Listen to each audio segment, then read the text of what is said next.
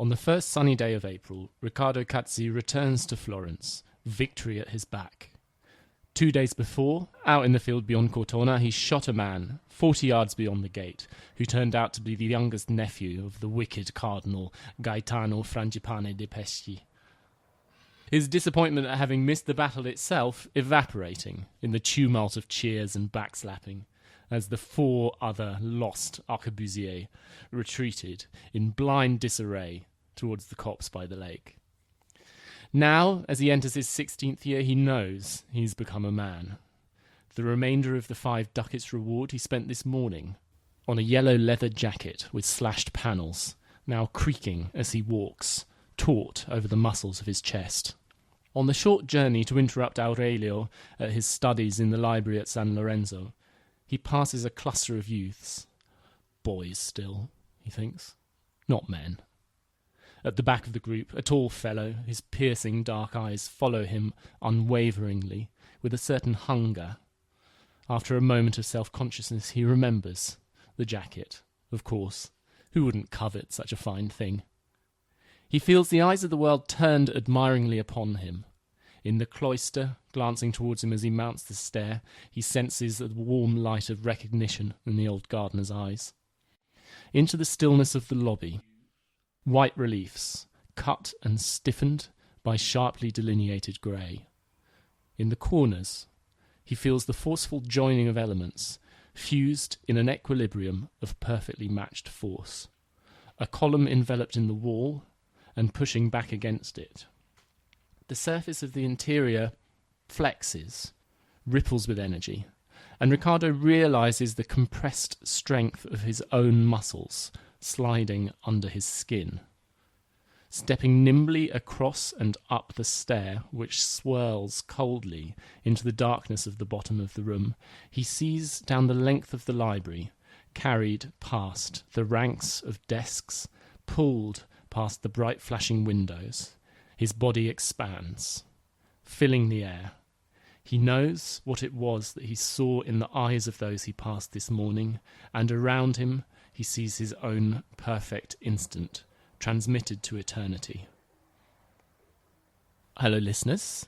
You are listening to a podcast about buildings and cities with me, Luke Jones. And me, George Gingell. And you rejoin us for the second part of our discussion of the life and architecture of Michelangelo Buonarotti.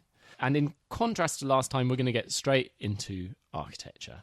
The setting of the story we began with is the Biblioteca Laurentina, the library of the Basilica of San Lorenzo, which was commissioned in around 1524.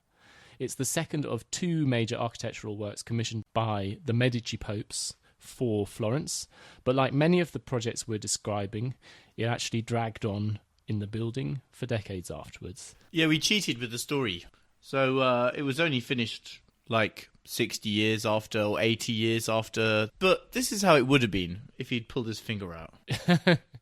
And it's too good a building not to explore.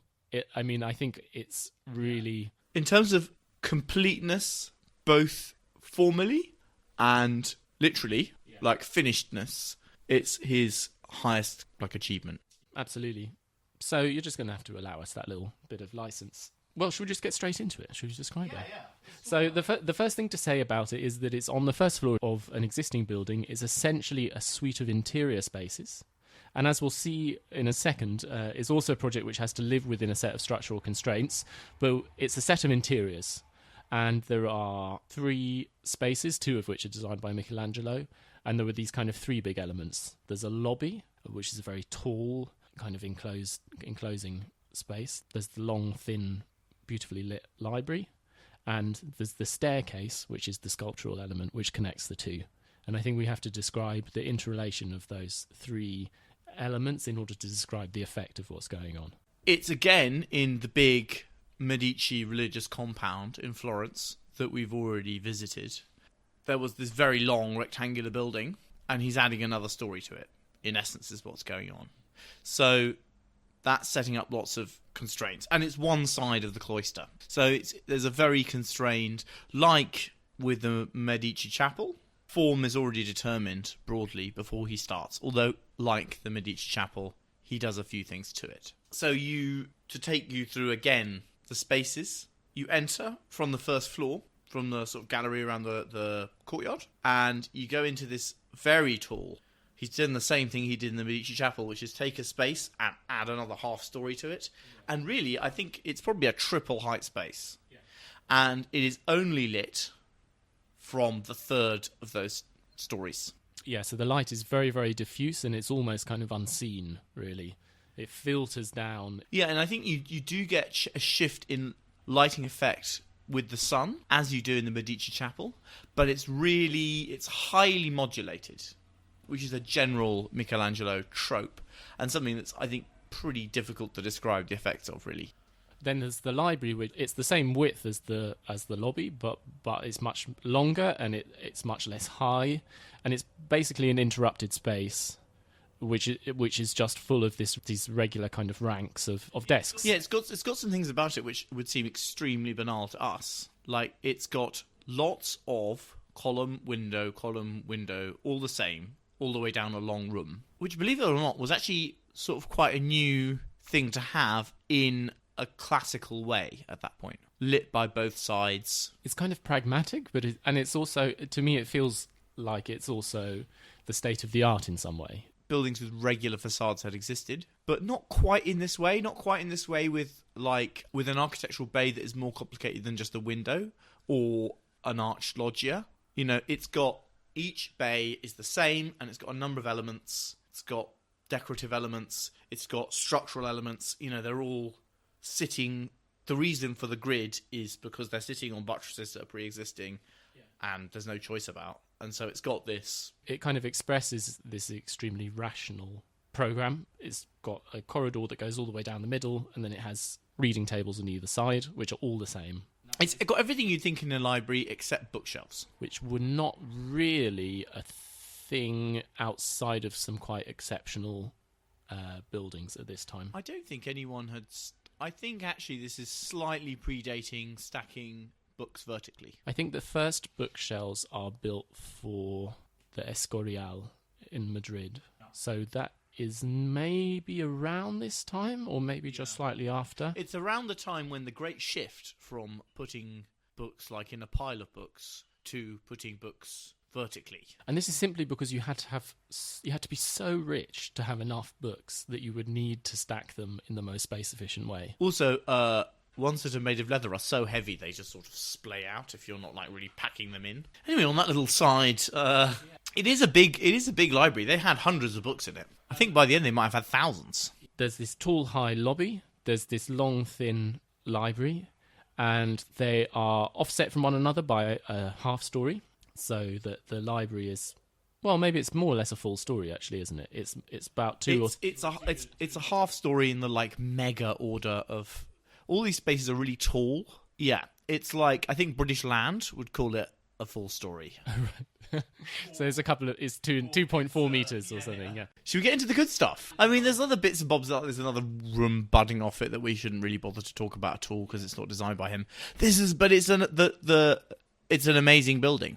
So the two spaces are superficially similar in that both of them are interiors composed of white plaster and grey pilasters or pillars setting up a regular grid of elements. In fact, the two spaces are distinguished by a kind of complete contrast in qualities. So that in the library, which I think is simpler to describe, everything is extremely flat. The window frames are particularly flat in order to allow the light to not be obstructed and to come out as much as possible.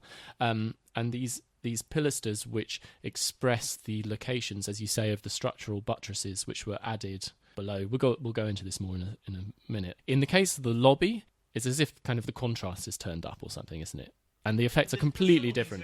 There's several things going on. Firstly, the lobby is hugely sculpturally expressive, and we'll go into it. And it's got a number of interesting and dynamic effects, partly driven by an inversion of the structural system. So he's building on existing walls. But they're too thin to build a whole nother story on. So they added these buttresses, which are where you just thicken the wall by twice its thickness in certain places. You build and it's little just piers. To stop the walls falling over. Because if they get too there's nothing tying them acrosswise. It's like this is the main way that your like old masonry buildings fail is the walls slowly fall out, which is why you get those like iron crosses with bars going through, and you're just holding which you'll quite often see.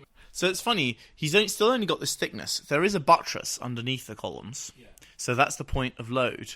But instead of thickening the wall, he just replaces like rubble masonry with these columns, which are much stronger, but they take up the full thickness of the wall. So behind them there's a sort of skim. But it's funny because that means that you've got this thick wall with these thin columns in it, and the thin columns are taking the weight, and the thin columns are dark, and the wall is white, and you've already got a really strange dynamic. Columns are meant to sort of stand in front of a wall, or they're meant to stand on their own. What's unprecedented is to have the column as an element which has been sucked into this pocket inside an existing wall. Yeah, and it's worth saying that he invents this, and it becomes part of the classical repertoire. A column set in antis. Although it's always quite a funny one. Yeah. I mean, essentially before this, columns are either away from the wall or attached to it. So is the buttress under? I thought the buttress was the thickening of the wall between the columns. The walls are effectively not structural. The walls are effectively not structural. The weight is carried by the columns inside the wall. And you can see how that works because it's the same grid. Yeah. The grid of columns in the loggia is the same grid as the grid of pilasters in the library. So you're switching from something where you're supporting it with a thickness in the wall to supporting it with columns sunk into the wall, which is a very strange shift. I think that we need to stress the strangeness of this in effect, which is that the point at which the point through which the force is being transmitted looks like it's been subtracted away. So just at the point where the wall is transferring force, and where you would expect it to thicken, basically, to bulk out, to get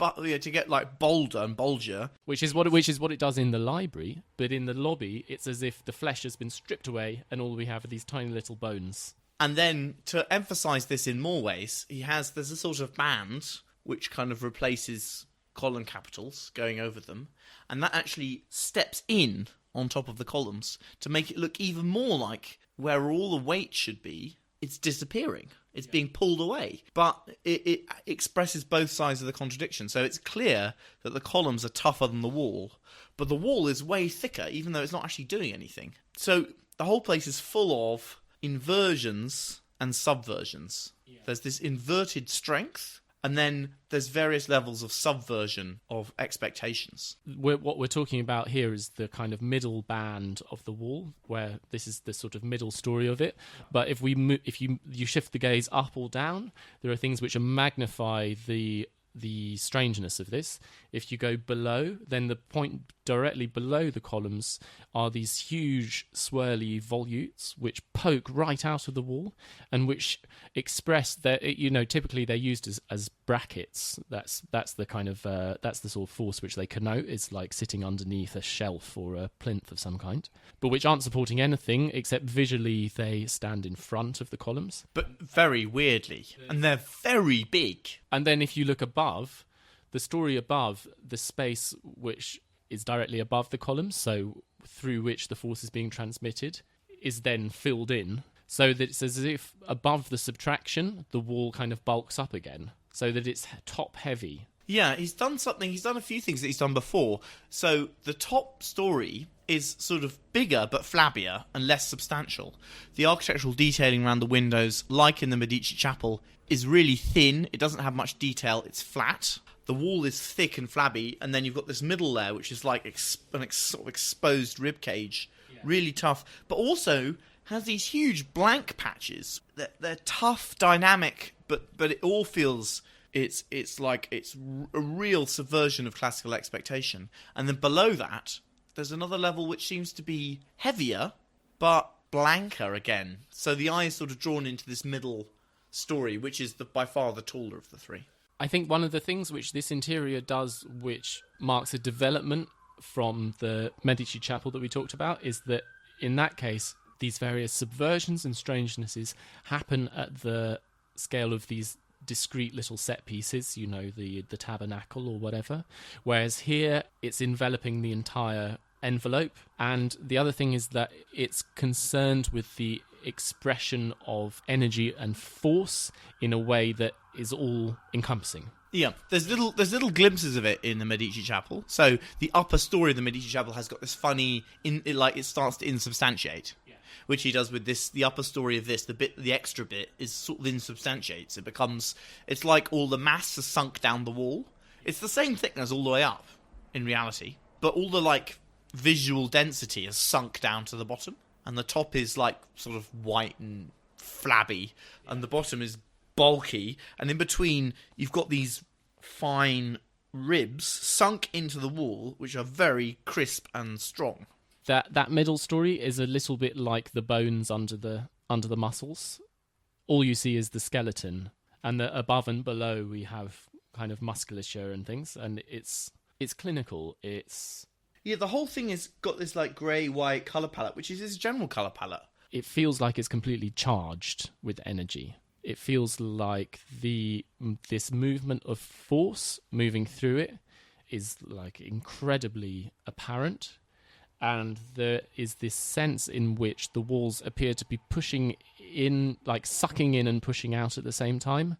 It's as if it's repelling or kind of balanced between forces pushing it down and in and out all at the same time, and it's in this position of balance between all of these different forces. Yeah, a dynamic balance. Wherever he takes every detail and optimizes it for tension.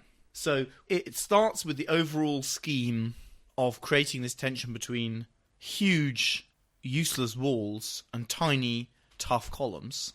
And then he's done the same sorts of thing with like architecture, with, you know, tabernacles that he'd done in the Medici Chapel, where you've got these very strange distortions of classical tropes. And in fact, he sort of develops his like style of tabernacle there, and his strange order, where like where the capitals of the columns are narrower than the columns, and everything is like the avoidance of parallel lines. They're these sort of carrot-shaped columns, aren't they, which taper down towards the bottom. Yeah, with funny little flutes, like in for just a little bit of it. It I think would be quite shocking, and is quite striking now. And you know, very deep pediments. And then above that, there's very flat decoration, which is sort of squares and wreaths, and sort of it goes from a thing of masses to a thing of grey lines rather than grey masses.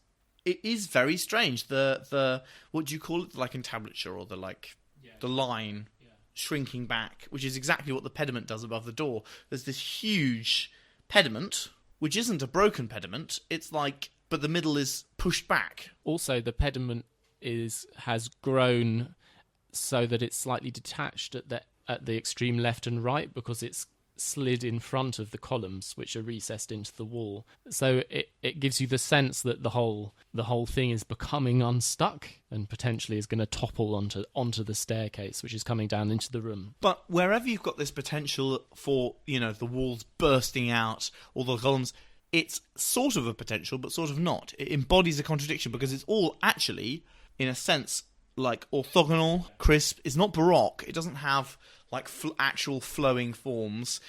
It's actually all within these crisp sort of boxy shapes, but in a way that like undermines that squareness. It's all kind of implied. I think that the colouring is important. This funereal white and dark grey. It's extremely solemn. The austerity of the colouring in contrast with the energy. It's funny because it's more tomb-like than the actual tomb. It's got all these... The niches really feel like they're going to have urns in them.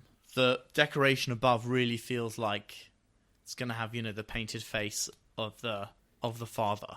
And there's one thing we haven't got onto at all, which is the stair. Which is this massive, weird staircase. I mean, it's a tour de force, but it's properly strange. Yeah. And it's worth saying, in the design process, we have some drawings from the design points, and he had started by putting the columns in the wall. Like, they'd even started building it before he realised he could put another story on to make it look better. You know, he as always, does the design process while the building is being built. But the staircase comes way later.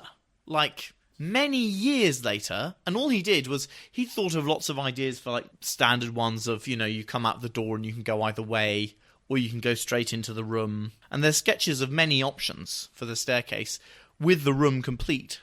Then he had an idea, he made a clay model, but he was working in Rome on St. Peter's, and he just sent it off and said, do it like this. So there are two things I would want to say about it. One is that the stair and the lobby in which it sit seem to be in complete contrast to one another in the way, in their kind of form and affect. And the other is, so for one thing, the stair doesn't actually touch the walls except where it comes out of the doorway. It pours into the middle of the room and then spreads out from there, but without actually coming into contact with the walls around it. The other is that what the stair seems to express is a kind of lazy, flowing, pouring out. It's often compared to like a stream of lava.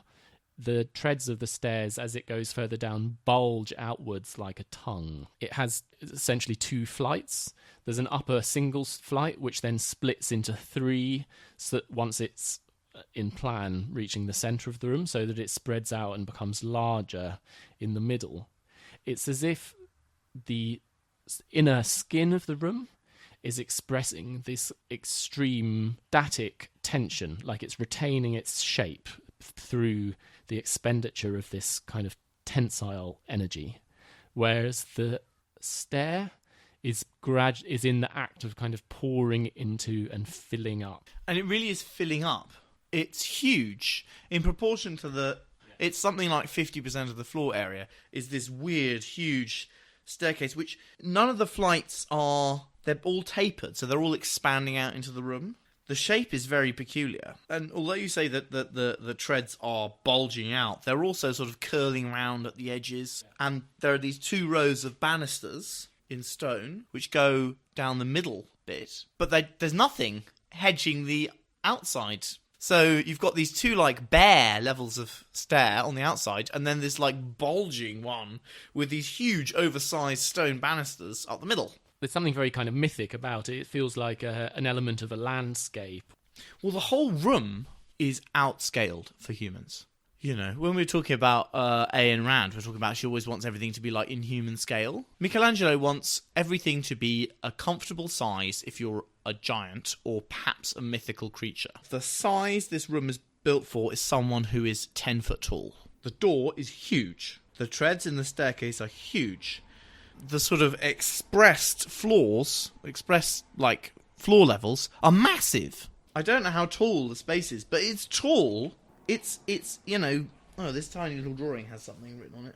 No human being could possibly read what that says. The design of the library is where this connection between Michelangelo's sort of extraordinary ability as a sculptor and his capacity to translate that into an architectural representation is clearest. It's like the lobby is kind of flexing and the stair is sort of lounging. The stair is kind of reclining into the room. That's what. And in a way, they both those elements come together and make the library itself, the long library, which is, as most spaces go, it's pretty detailed. It's got a lot of stuff going on, but it's far more relaxed than this really tense lobby. The space it's still very high, but it's not in a strange out of proportion.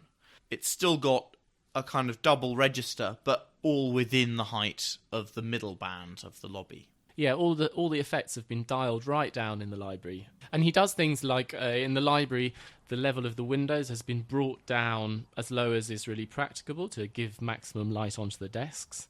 So there's this curious situation with the lighting of the spaces where, although the lobby is 2 or more meters lower than the library, the windows in it are actually significantly higher than those leading into the library. Like a whole story. The windows in the lobby are very, very high up. One of the moments in the space of the lobby is that because you have these protruding volutes at the lowest story level, in the corners where they meet, they kind of merge with one another, and it's almost like a digital effect. They kind of mirrored perfectly. My God, is it impressive, like stone carving. It's like really, you have to be absolutely perfect to untangle this complicated shape. And it's also got, I mean, it's something architects have actually been playing around with for generations in a much lighter way, which is you've got a grid.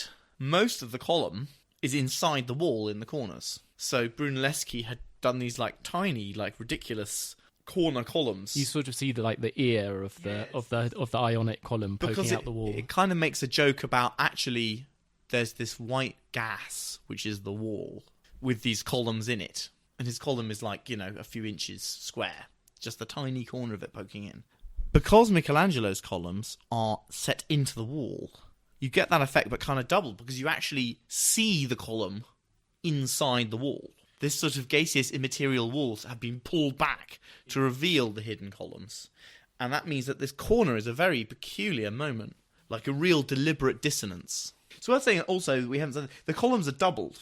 Because the buttresses are wide, you need two columns to sit on them. But this also makes it like much more dominant effect. You've got this big amount of wall covered by these two double columns, extra visual density, whereas a single thing would sort of seem more harmonious. The double column, the whole thing is very high contrast, and contrast in types. Again, we've described how before, we've said how the stone is crisp. He's not using marble anymore, but he's still using the crispness of the stone that he is using against the relative immateriality of render. There's a quite lengthy description in the James Ackerman book on Michelangelo about the way in which the design emerges out of this structural constraint, and I think it's worth stressing. Yeah, Ackerman's got this thing that, people always say Michelangelo and these Mannerist architects generally are really flashy visually, but impractical. And he wants to make the case that it's actually a stunning moves in practicality. And in practicality, I think he means using building technology to create effect. Because he's got a real thing about solving the structural problems in this. But I think the key insight is that it's process which gives rise to buildings. Michelangelo's process is a process which is different to the ones we normally think about, but it creates extra effects because he sort of is building the building and designing it at the same time and thinking about it.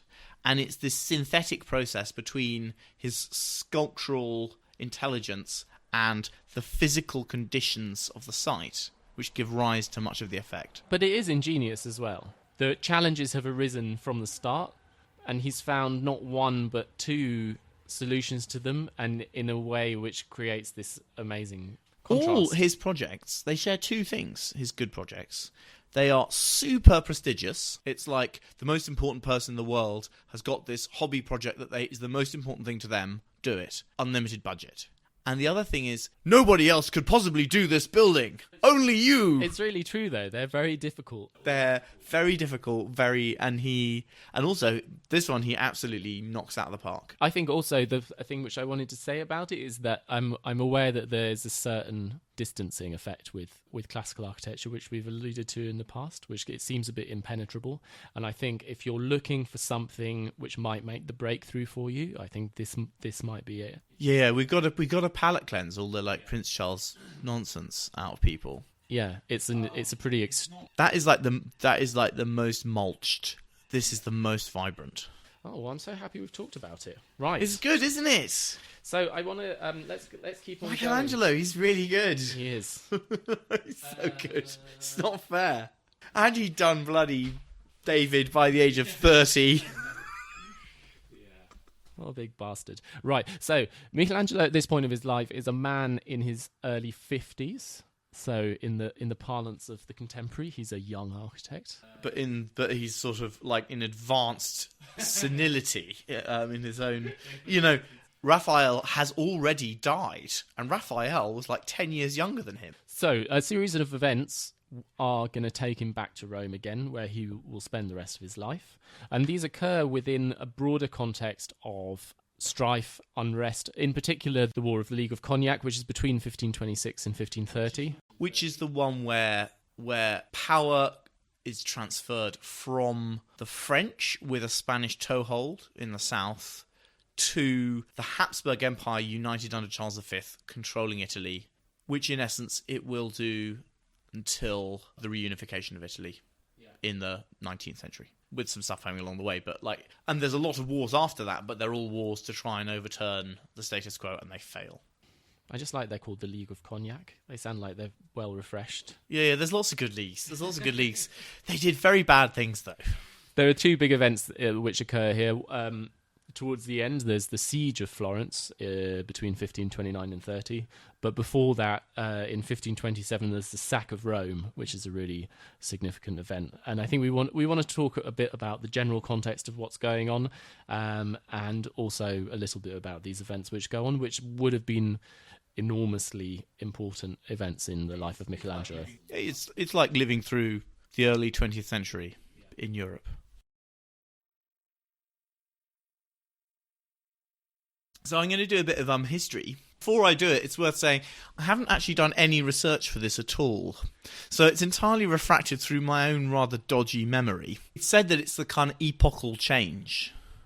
The Renaissance had happened in the northern... Italy historically is sort of three sections. There's the north, which is the prosperous city-states that we think of in the Renaissance. The south, which is sometimes the Kingdom of the Two Sicilies, which is sort of Naples and Sicily. And the bit in the middle, which had been the last vestige of Byzantine control, and then eventually switches from Byzantine to the popes, which is the bit between Rome, where there was the pope, and Ravenna, where there was the exarch, which is the sort of military corridor that the Papal States is, which separates the two. The north was, at the beginning of the Middle Ages, part of the Holy Roman Empire, but it's on the other side of the Alps. And there's a general phenomenon in the High Middle Ages, which is that all of the sort of second tier of powers wrest control from the King of France and the Holy Roman Empire. The big states become weak, they're internally riven, they're opportunistically attacked by their neighbours, and control of northern Italy is sort of lost, and you've got this flourishing for a while of independent republics, often tiny, 5 in Tuscany. So there are all these small towns who've got a number of aristocrats and merchants in them who are engaged in overseas trade and local agriculture, and the town would often be independent and run by essentially an oligarchy of aristocrats, and guilds as well. In a sense, the franchise extends down to the middle classes, and lots of people would feel kind of very passionately engaged with their tiny state. Which could be, they're like if you're familiar with classical Greek history, they're like the polis. You can walk across from one end of them to the other end, sometimes in a day, if you really push yourself. And all the important people would know each other. Slowly over time, these states are in competition, partly in artistic and cultural competition, which is what gives us so many of the beautiful artworks and buildings of the Renaissance, and also militarily. And it sort of shakes down to a few states controlled by a few families. It's often worth noting that sometimes the aristocratic families in these places are more powerful than the states themselves and will control land across several of them. And this is what gives rise to, Milan, the Visconti, Sforza, Deleste, Medici, the great families, the great commissioners. But what is happening towards the end of the 15th century is France and the Holy Roman Empire have defeated their overmighty subjects. The kind of the regional the Counts of Toulouse and people, First the Counts of Toulouse, then they've driven more or less English out, and also Habsburg and France have divided up Burgundy.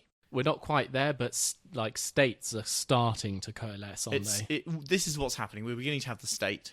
And there's a new, very powerful state on the scene, which is that the two big powers in the Iberian Peninsula, Castile and Aragon, come together, more or less form Spain, and for once and all, in 1492, kick the Arabs out. And they have spent the last 500-600 years in continuous warfare and have got one hell of an army. And they're twiddling their thumbs, wondering what to do with this massive army. The French and Germans have just divided up Burgundy, and they're twiddling their thumbs, wondering what to do. And there's this really rich but utterly politically divided area, possibly the richest area of Europe, and it's just round the corner. And they're constantly having proxy wars with each other. So what ends up happening is that the Sforza get kicked out of Milan. They ask the French to come back in and help them. And essentially what happens is the French go, oh, goody. and they bring an army down, and they conquer the whole of Italy. I mean, there's a lot of political machinations. So hang on, this is early Earlier. This is the early 16th century, and this is the Yeah, it starts in the late 15th century. And that's the First War. And then the Italian states think, oh my God, what have we done? And they all rally together, and the Pope gets behind them, and they beat the French, and that combined with kind of guerrilla war against the French knocks them out. Then the French go, we're having trouble here. Spanish, why don't we we'll share it. You can have half, and we'll have the other half. And so then you've got the Spanish take the south, and the French... And when we say take, we mean that you install yourself in some of the states as leader, and the rest basically have got to do what you say anyway. What tends to happen is that the two key states are Milan in the north, and in fact the war had started because Venice had sort of, if you want a bit more, had realised that the Ottomans were just too strong to steal any more little islands off them, and had started going, well, where are we going to go? We'll start conquering Milan. And they'd pushed them right up, which had caused the Sforzas to fall down in the first place. So you've got Milan as the main country, main sort of area you want to take control of in the north, and then Naples in the south. And if you've got both of those, the Pope is going to have to do what you say, and so then is everyone else. So anyway, it gets divided up between the Spanish and the French, and then the Spanish throne is inherited by the Emperor of Germany, who's at war with the French. And then you have this almighty kind of pan-European proxy war, which... most countries in Europe are involved in. England joins, Portugal, the Ottomans. The most Christian king of Europe allies with the Turk to attack the Germans. And the Italians. Literally the French ships and the Ottoman ships sail in to attack the Pope at one point. So it's just this, and it's sort of like one of these Cold War conflicts, like Vietnam, where Russia, China are piling in, America's piling in, and they're all fighting over Italy. So we're in the 1520s now when this is happening. It flares up at different times, doesn't it? You have periods of peace and you have periods of... The periods of peace are quite short. The character of the war is also different. Before then, these towns had city walls, and the city walls were pretty hard to breach. And the armies, all the nations are... run by the same few families. The armies are private mercenary armies, and they're all run by the same few families. And what tends to happen is no one really wants to fight each other.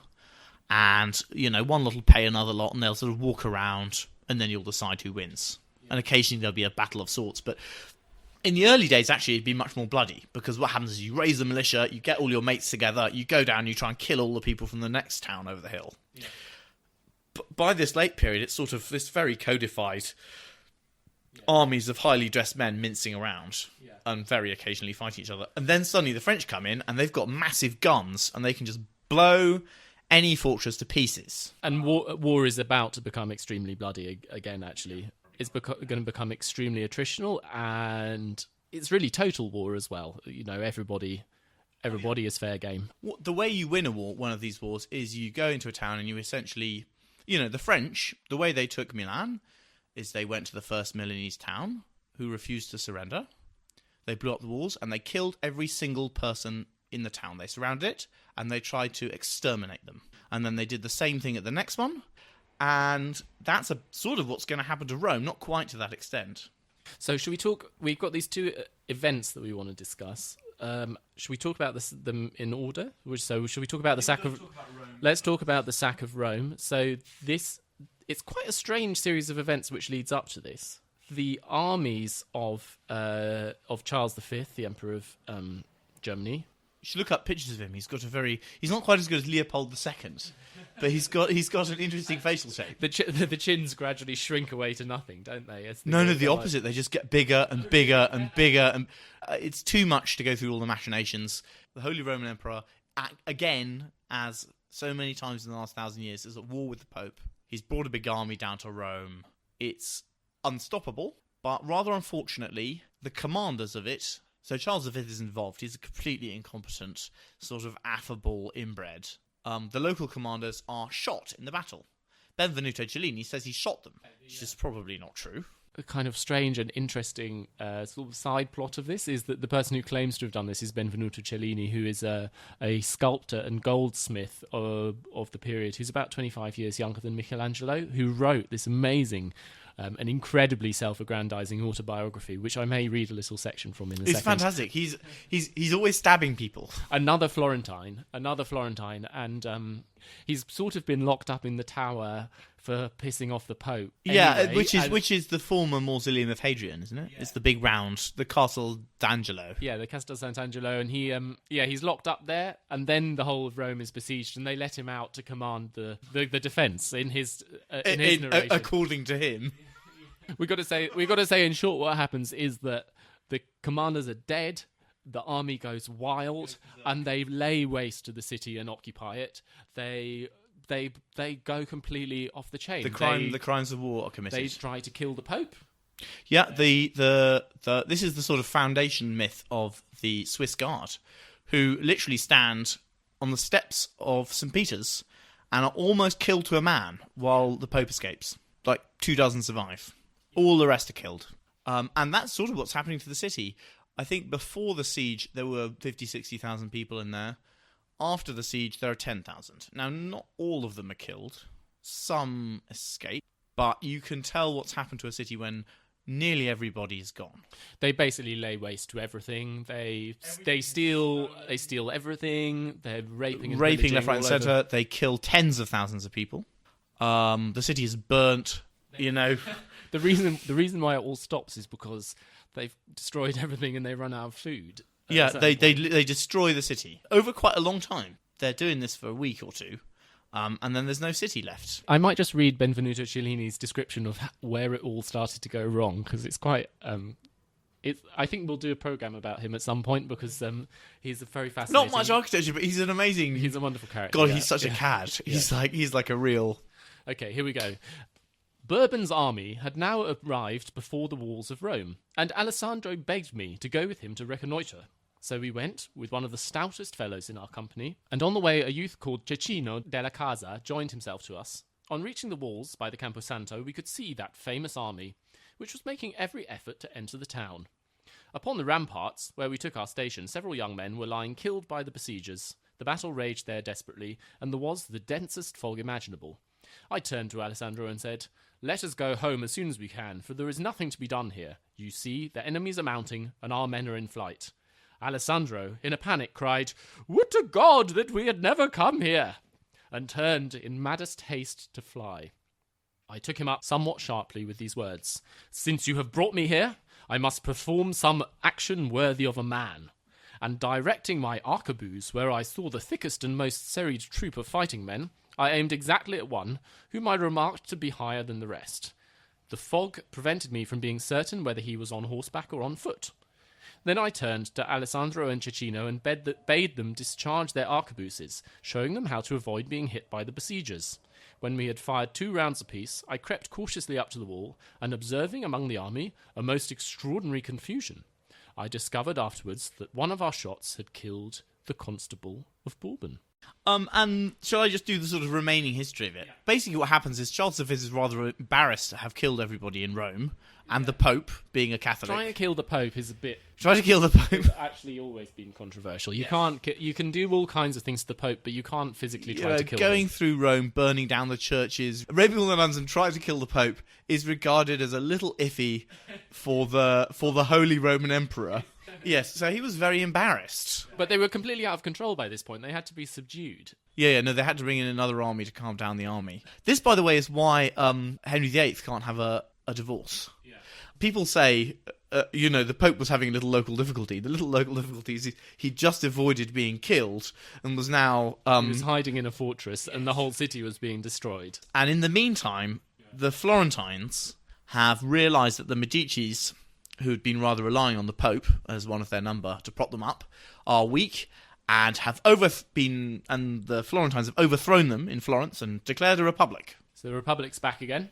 Pope says, well, I suppose you're not going to give me back the Papal States, but as you've been such a rotter, you could at least go and crush these shoots of republicanism in Florence. Yeah. And Charles V is all right, and then he sends the army up to Florence. Yeah, which is where Michelangelo finds himself, and he took charge of the planning and construction of the fortifications of the city, of which some drawings survive. Yeah. Although I think the drawings there's a set of drawings which are very interesting. They're sort of these strange... People should look them up. I'm not sure we're going to go to the trouble of really describing them in depth. Yeah. These strange sort of biomorphic bastions in slightly sci-fi configurations. Yeah, but the fortifications at this point had to evolve because of being in the age of, cannons. These Spanish and cannons have come up and blown everything to pieces. Yeah. You're going to the age of these kind of racked bastion... They're very pointy. Raked wall, bastion, ravelin... It means that if anyone wants to fire directly on the wall, they come within range of another part of the wall. And every point of the wall has got to be supportable by crossfire. Yeah. And really you want ravelins in front, which would deflect low-angle shots. Michelangelo doesn't quite invent this stuff. He's sort of drawing around it. Although I think the fortifications that he actually built were not at all based on the drawings that we have. Yeah, we don't really know. And also they were made of earth. And they were promptly demolished and replaced by the ones that the people who were attacking him built. He had to go into hiding for a bit because they wanted to kill him. He'd supported revolutions against the Medici twice before. Yeah. The first time he got off by designing a giant snowman for them, which was regarded as sufficient compensation. The second time he was just sort of brilliant, but also hanging out with other patrons. This time he really did have to. They have actually found his hiding place during the time when he was being sought, which, rather thrillingly, the walls are covered in all these drawings that he made during the time he was imprisoned there. I've completely forgotten where it is, though. This is what happens when we don't really do any research and just sort of rely on... Oh, yeah. I think if you want a description of the sack of Rome, obviously not from someone who was out in the thick of it, the Cellini autobiography is really worth reading. He spent the whole thing... Ridiculously tendentious. It's completely ridiculous. But, there are all these great moments. There's a point where the Pope's like, oh, God, we've got to melt down all the gold so that I can, steal it out of Rome. They're getting all of these priceless old medieval things, and Cellini is melting it all down and making it into bars. Later on, he'll get in trouble because they think he stole some of the gold while he was doing it. Which probably he did. He almost certainly did, yeah. He's a naughty boy, Cellini. He was an extremely naughty boy. He killed a lot of people and he wasn't sorry about it one bit. He definitely murdered 4 people. Yeah. And may have killed several more. He did all kinds of things. This is completely beside the point. There's an amazing bit where he gets into an argument with some old man because he's borrowed a horse off him and ridden it too hard. It ends up with him shooting him dead. Yeah, he wasn't... he had a bit of a temper on him. He also liked to destroy. Yeah, he certainly did. Importantly, he was a fellow Florentine. And his statue actually is in the middle of of that big and rather horrible bridge with all the jewellers on now. So, shall we return to the architecture? Oh, yeah, Michelangelo. So, coming into the 1530s, Michelangelo back in Rome, because he's very much persona non grata in Florence, he's back in Rome, and he's again engaged in a lot of projects. I don't know which things he actually made in this in-between period. I think maybe the Apollo Belvedere, and I'm slightly sad but reconciled to the fact that we're not going to talk about a lot of the gorgeous sculptures, but do look through his back catalogue. For Pope Paul III, the Farnese Pope, he took over the construction of the Palazzo Farnese, which we're not. The Farnese are one of the 2 big families in Rome, along with the Deleste. He also he painted another fresco for the Sistine Chapel, this time on the back wall of the Last Judgment, which we're going to talk about in the next programme. And he was appointed to redesign the Piazza del Campidoglio, which is the big square on the Capitoline, one of the main hills of Rome, which is the seat of kind of secular authority, although still of the popes in Rome. The Capitoline Hill, there was this whole Roman building. Capitoline was the secular centre of ancient Rome. So the emperor's out on the Palatine, which is just behind it. And there's the Capitoline, and then the sort of, supposedly the people are out on the Quirinal. In the medieval period, Rome had moved out to the Camp of Mars, which is close to the river, and it was drained as well. The reason it wasn't there in the first place is because it wasn't very fortifiable, and it was a swamp. With this renewal of Rome, when the popes return, there had been a building for the Senate on top of the Capitoline Hill, but facing the other way. So instead of facing the Forum, which it backs onto, which would make every sense. It faces sort of towards the Vatican because the popes are in charge now. Yeah, because they want to face away from all of the ruins of the pagan temples and towards the grave of St. Peter. But, I mean, actually, as you noted before, it has a really weird effect, and it's probably a mistake doing this. It wasn't a good... It's a bit late to do anything about it now, but... Yeah, we'd have to knock down Michelangelo building. But, Yeah, I suppose you could just rotate the whole thing around. Anyway, so there's this sort of early Renaissance building there, and next to it, it's officially where the Senate is, or the Signory, who are the local people appointed by the Pope. Next to that, they have the Palace of the Conservators, which makes it sound like they're sort of in charge of the ruins of Rome or something, but it just means judges. It's the judge's house, which is another, at this point, slightly crumbling... So brick. Well, rendered with pointy-arched loggia. I imagine them as these kind of slightly Sienese-looking... Yeah, I think they're like, if you know the old buildings of Parma or I suppose Bologna, sort of, like the places that were big at this time before Rome. Most of the buildings in Rome date from after this point because Rome's great age is really in the future. Yeah, and can I just describe a couple more things about the site? It's so there are these two buildings, but essentially it's a muddy field. There's a huge rock on one side, which is part of the hill itself. Is that which the church is on? Yeah. Yeah. So Santa Maria Aracoeli, which is an old church. But that was much more tumbling down then, and so it's actually this sort of funny muddy field with a big rock in it. It's between a rock and a hard place. And it's outside Rome. Can't imagine that because it's like smack in the middle, actually. But the Rome is kind of way off down the hill, and it's a bit of a project to try and recreate the glories of the past. And occasionally it's working, when the city's sort of expanding under the popes. But when Rome hits hard times, it doesn't work at all. And then Rome's been destroyed again. And now we're back into rebuild like Mark V. Doesn't seem like very propitious time to be doing it, but here we go. We're going to found the civic centre of the city. It's been another 10 years, and I think probably Rome is recovering again. Yeah. But Rome has just been... pummeled. Rome doesn't recover its imperial population until the 1960s. 50s or 60s. Yeah. It takes that long, and it doesn't get even anywhere near there until the 19th century. It's always a few people hanging out in a huge field of ruins. Yeah. There were lots and lots of ruins of Rome on the outskirts until, really, the late 19th century when they demolished them all.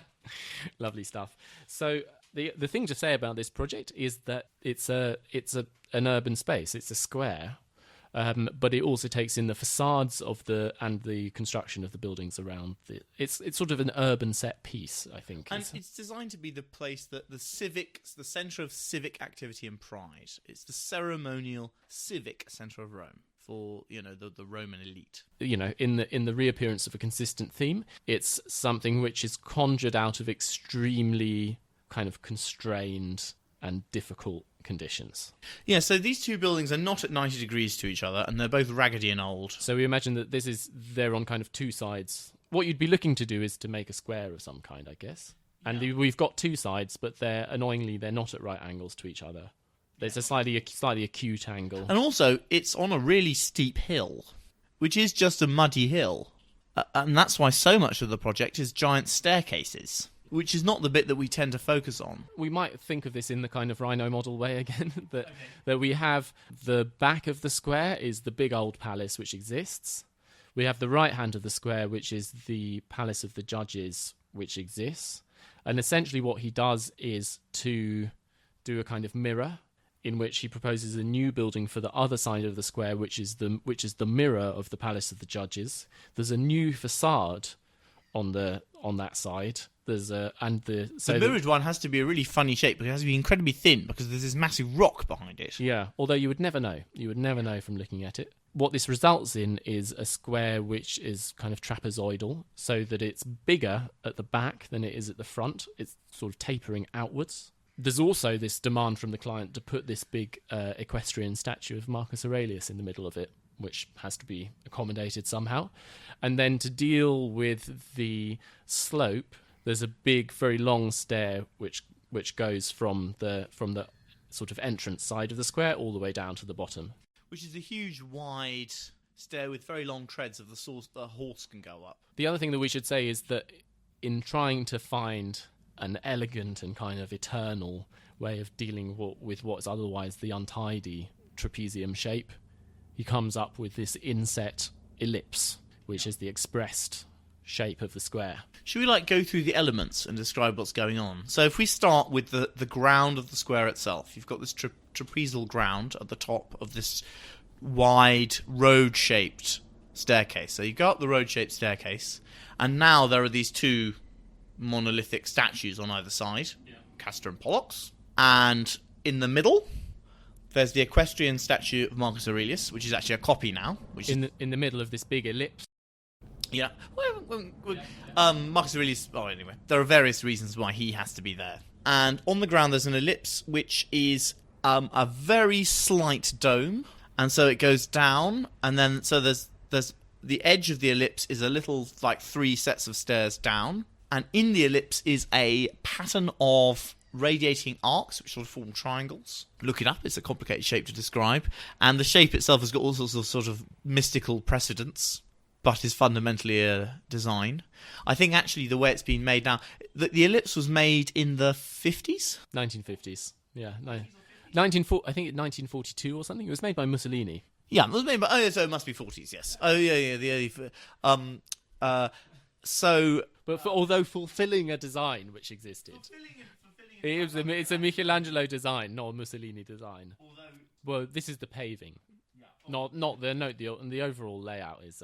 Anyway, so you've got this oval, and then there's an end at the back. You can go out on either side. Although nowadays they don't really go anywhere. And then on the left and right, you have the arcaded facades of these two matched palaces. And the biggest architectural element of the project is the facades. So one building's got a new facade, and one's a new building. And he persuaded them to do other things. He persuaded them to knock down the tower of the existing palace at the back of the square and move it so that it was bang in the middle. So there were these various... Absolutely. This is insane architect maneuver. The insane architect maneuver is, I've realised the building is 3 feet too far to the left. We must knock it down and build it again. But that tells you what the overriding kind of concern of the project is, which is this sense of symmetry. What creates the kind of grandeur of it is that it's a symmetrical space, and I think that seems much more prosaic now than it did then. Yeah, it's worth saying this era is the first era since antiquity, and really even in antiquity, when rigid, symmetrical urban public spaces are being created out of the medieval mess of great European cities. So I think this is a little before the Place du Vosges, Place Royale in Paris, which is carving a square. It was the first sort of square in Paris. Same sort of... So you've got to imagine that although to us having squares is quite boring, these cities just didn't have them. Everything was a mess. Not that the squares didn't exist, but everything was very, kind of ragged and provisional. You often end up, they're often sort of L shapes. They're kind of irregular. They go sort of a bit in front of a building and a bit round the side. Well, and it's the all classic, kind of... the classic, you've got your cathedral, there's the religious little rectangle in front of it, and then there's the long market square on the side of it. They're more like absences and markets. This square doesn't have a market. It's just to be a square. Should we talk about the architecture? The facades of these two palaces, which introduce one of the innovations in the classical language with which Michelangelo is credited, what's called the Colossal Order. So these are pillars or pilasters which go up 2 stories and which are like an enormous brother to a smaller order which are deployed on either side of a window or an opening. I would say the driving force behind the facade design is that he's got a building that he's got to dress in the facade. That building's already got an order to it, and he's got several goals he wants to accomplish. He hates arches. All the way through his architecture, where there's an arch, he will fill it in. He likes the crisp strength of a lintel resisting force, which is very much about that tension that we've been talking about so many times in his things. So he has to find a structural solution to get rid of the arch. He does that by doing 2 things, one of which is to make the piers that replace the columns very, very wide, And the other thing is to make the window that's above the arch very, very big, so that there isn't much to support with the lintel. Then you've got the problem of what to do with this enormously wide pier, and the giant order is the solution to that. So you have a giant column which goes all the way up the height of the building, which shrinks things down, and then you have two little flanking columns, which are actually just part of it, which are two little ionic sort of supporting piers, which then make it wider, or, if you think about it the other way, reduce the visual weight of this very wide pier. And that allows him to create this horizontal band across the middle, which is incredibly crisp, precise, and gives a huge level order to this sort of crisp lintel. So if you look at the facade of this building, what you perceive is that there are these huge pilasters which go all the way down, and there are 2 stories, and on the bottom story it's as if the whole mass of the building has been cut away between the pilasters, so that they stretch from solidity above down to kind of absence below. So they're the legs on which the whole of the facade is apparently standing. Although, as you say, in practice, there's a little bit of trickery. Well, it's interesting because he didn't... The way structurally, you've got 2 facades that are exactly the same, but they are very structurally different on either side of the square, because one of them is supporting an existing building, and one of them isn't. So the one that isn't can be built in the straightforward, logical way, and the one that is has to have a lot more trickery in its construction. Although in both cases, what they present is this huge expressed lintel, which in fact is no such thing at all. Because it would be almost impossible. The budget for this is more constrained. It's still incredibly high, but it's more constrained than is typical for him. It was built extremely slowly as well. Yeah, it was finished in the 40s. Well, I mean, the paving was finished in the 40s. Yeah, even the rest of it took about 100 years. Yeah.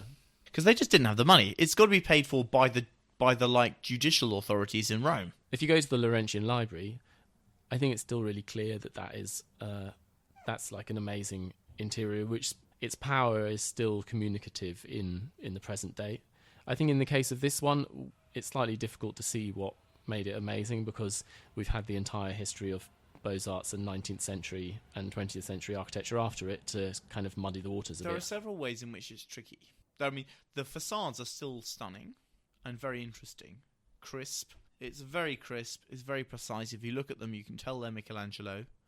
They're kind of cut above. There are various other tricks going on. He's got this like higher level banister across the top of the building, which kind of like raises it up. The order of windows is interesting, but partly it's dwarfed by its surroundings, which is the opposite of what it was originally. You know, it's got the massive Victor Emmanuel monument next to it, which is just absolutely, I mean, just so much bigger, and it's not a great decision. No. Not a great piece of urbanism. No, I mean, Victor Emmanuel, he really didn't do very much to justify it. He let his prime minister do what he wanted, I would say, is about the biggest thing he did. Anyway, so it's towered over, it's too small, and we're really used to order. But it's still, if you can get away from that and you walk up, you can sort of imagine how it works, which is that you've got it's sort of moment, you know, rather like the Medici Chapel is for the priest to come in and the altar boy and sing mass. This is for a triumph or a civil ceremony. And in fact, the first triumph after antiquity was done in this square, when the victor of the Battle of Lepanto rode up, received the oaks and laurels, and was, you know, given a Roman triumph. And you can imagine going up the stair to this great square of civic pride. Marcus Aurelius smiling down on you. Neoplatonist, father of the city, blah, blah, blah. It's worth going to now because it's got a really good sculpture museum in it. Yes, the 2 palaces have been unified by a tunnel underneath. It has an extraordinary collection of classical sculpture. If you ever look up a Roman emperor on Wikipedia and you see their portrait, it's almost always something in that museum, basically. Yeah. It's almost always a bust from the. I mean, in fact, I think the building that wasn't the palace of the Conservators was a museum right from the word go. Yeah, the new palace, the Palazzo Nuovo. Yeah. Oh, I'm not sure we did it justice, but I'm not sure we're going to do much more about it. Well, that's the end of that episode. You can go there. Yeah, you can go there. Do please. Thanks for listening. You've been marvellous. You've been marvellous. Thanks for the emails. There's a bit of a lag to us responding to anything that people say to us because it tends to take quite a long time to record and then and then edit and then release anything. We take ages. Yeah, so everything is happening in slow motion. But we appreciate very much everyone who's been getting in contact. Please, if you're enjoying the podcast, and I sense that some people are because tell people about it. Please tell people about it and spread the word. And there are some people listening now. Yeah. In the early days, there was almost nobody. No, spread the word to other lands, other places, and the joy of architectural history and weird trivia. Yeah, and strange stories. Yeah. You can reach us at aboutbuildingsandscities@gmail.com. We're on Instagram at about_buildings and Twitter at, I think, just about buildings with no underscore. Can't really remember. I'm sure the internet will tell you. And aboutbuildingsandscities.org on the website. Which has just got the feed burner on it. It's just got the feed burner, yeah.